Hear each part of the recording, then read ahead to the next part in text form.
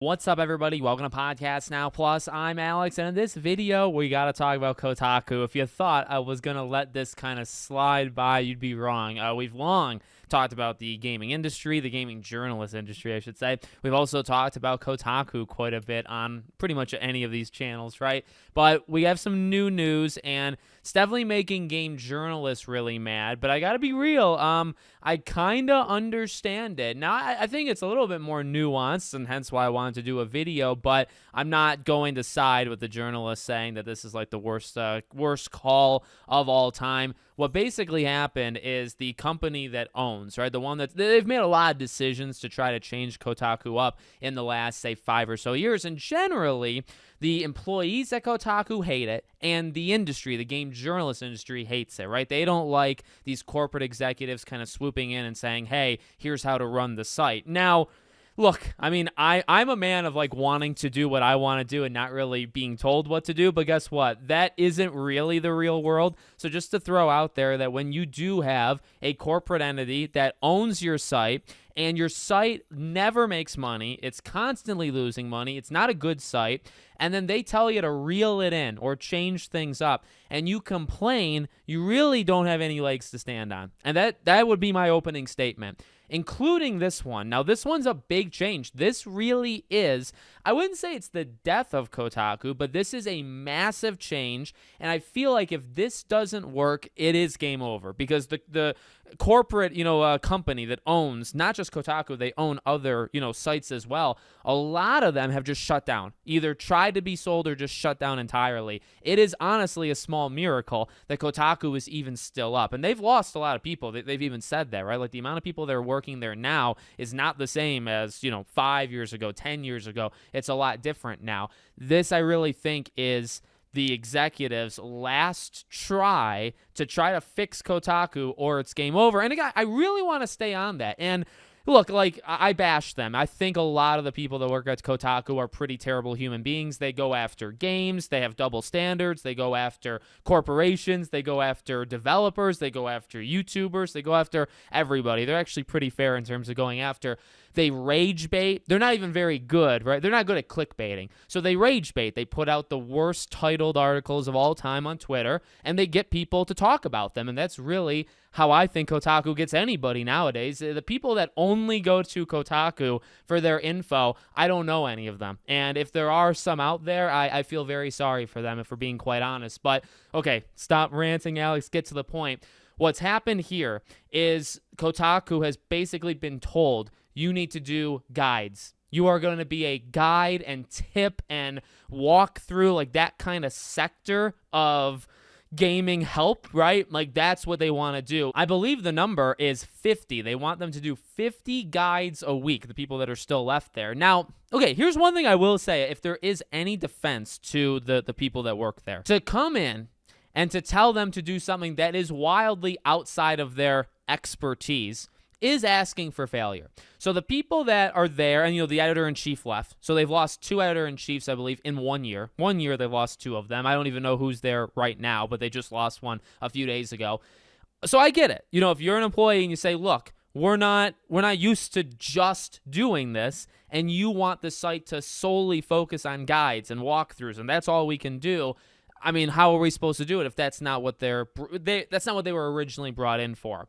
Okay, I would understand that to a degree. However, I really got to almost give the corporation here the benefit of the doubt, because maybe they're just tired of Kotaku's garbage. Kotaku does a lot of garbage, and do they do some good reporting here and there? Yeah. Actually, there's a report today we're going to cover on Podcast Now, the GTA thing. Now, I don't actually know if that's a good report. People are kind of breaking it down and saying maybe it's not the greatest, but they reported the Black Flag remake, if that's true. So basically, I guess what I'm saying is a couple people there might have some sources in the gaming industry, right? But no. Okay, to be real, They have their moments, they have their times where they do okay work, but I would say largely it's garbage. It is really bad, and I don't think it's crazy to say that they do rely on rage baiting and heavy clickbait and just kind of going for these wild opinions because they really have nothing actual of substance to say. And it is a smaller site, or at least it's over time just died. It was actually a kind of big site, but now it's not, right?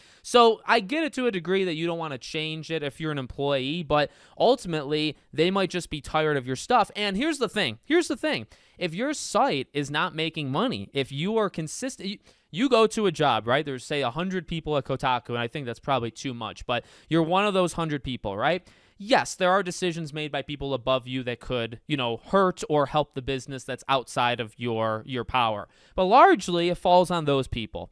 If you're consistently doing bad work, all of you, and the site is consistently failing, what do you want? What do you want them to do? Like, here's the thing.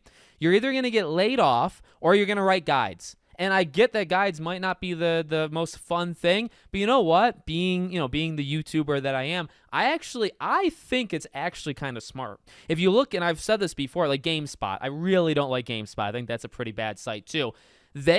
Whoever they have in there has really, I think, leaned on the everything you need to know, or here's what you need to know, like leading into a game. If you go on GameSpot and you look at some of their huge, and they get massive views, they've basically stolen what YouTubers have done, right? Originally, it was kind of like journalists would write, right? Like, say, 10 things you need to know about South Park Snow Day before it comes out, okay? Back in the day, that would be written. That'd be on a site. Then YouTubers kind of took that and made videos out of it. Now the dying journalists have caught up and said, oh my God, or at least some of them, and said, ooh, so we used to write it. These guys are making videos and they're doing hundreds of thousands of views. Go on GameSpot. The videos that they have of like what you need to know, or before you play, kind of, which GameRanks does that, right? And they kind of pioneered that. If you go on GameSpot, you'll see those do massive numbers. So what I'm getting at, guides and things like that can actually be pretty good. It's very it's kind of evergreen, but it's also something that, hey, like when a Final Fantasy VII Rebirth comes out, that first week you're going to have lots of people looking up guides. If you can jump on that immediately and be in the search engine, all that stuff, you're going to get it there. And then over the year, over 2 years, over 3 years, there's going to be people that are always searching guides for Final Fantasy, guides for South Park, guides for Dragon's Dogma. It's actually a very good strategy. Now, to me, like I could never make my entire channel that. I've done it here and there, right? Like I'll do kind of tips or like beginner's guide. I think it's kind of fun to do it but I do like 5,000 different things. I actually would side in that way with the journalists that work at Kotaku, where it's like, if their point is, well, why can't we do a bunch of stuff and have guides be one of them? All right, that's fine. But again, I'm also going to take the anti-them. I'm going to kind of go against them for a second to say, nah, I think largely you're able to like run amok. You're able to just write just some of the worst articles on the game journalist space. There's a punishment involved there. And like I said, I mean, like putting it in its most simple terms, the punishment, and again, I get it to a degree that they're mad, but it's either you do guides or you get fired because this isn't working. You're not, whether it's your talent level, whether it's the politics or ideology that you're being forced into pushing on people, or you're just doing it naturally, which is even worse, right? Whatever it is, whatever's going on in Kotaku is not working. People don't like you. Largely, yes, they could have a couple tens of thousands, hundreds of thousands people that read them monthly. It's not a lot. Compared to the other ones, it's not a lot. And generally, they kind of are hated. Like, you look around from pretty much it. And I always love, I want to end on this. I always love that they've done some stupid stuff. I've tried to like cover some of the bigger Kotaku mistakes historically, but there's times where they'll do something. Well, they'll attack like a developer, or they'll attack a site, or they'll attack something, right?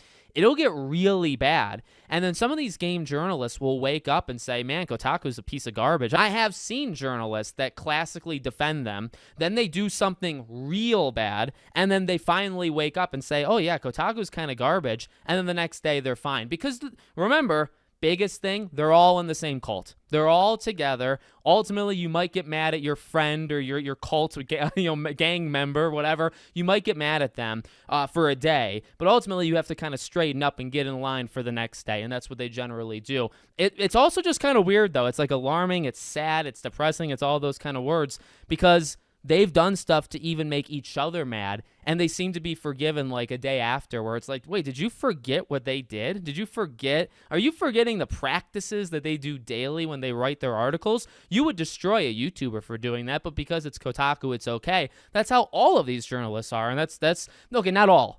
I mean, like, you see it from like all different sites. There's bad people at IGN. There's bad people at GameSpot, Kotaku, Polygon. Are there good people? Sure there are. But when it comes to, I'll say this, when it comes to Kotaku, I would say most at least contribute to the downfall. Whether they're good journalists, bad journalists, you like them, you dislike them, no matter how you feel, generally they contribute to Kotaku's downfall, and they have for a long time.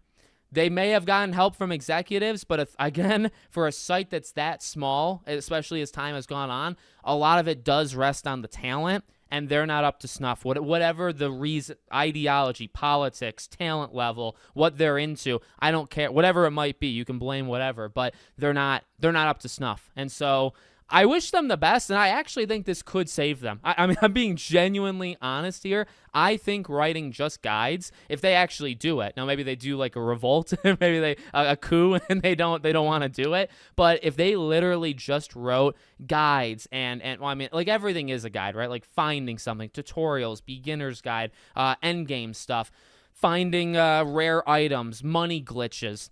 If that's all they did, they actually could be fine. Now, you can't have as many workers as, you can't. A YouTube channel that's got maybe 3 people working on it, yeah, they could sustain a whole channel just doing guides for every game. You look at trophy hunters, right? They do fine. It's one person generally, maybe 2, but they can do it. But to have 50 employees doing guides, well, you better make 50 guides a week, right? Otherwise, you're going to be screwed. So this might work. It might work, but they're so mad, maybe they won't do it. And the people saying like it's complete garbage, again, I know corporations are evil. I know we don't like corporations, and I don't I mean, like YouTube's given me a lot, but YouTube is awful, right? I think I'm allowed to say that, and nobody's going to come down on me. But like, ultimately, as I said, specifically in this case, what do you want them to do? It really is. You're going to get fired. Kotaku's going to get shut down, or they're going to try one last thing, and it's you guys writing guides. And it might be stupid. You can say it's stupid, but they're giving you one more try, because I guarantee you they thought about closing you down, and they didn't do it.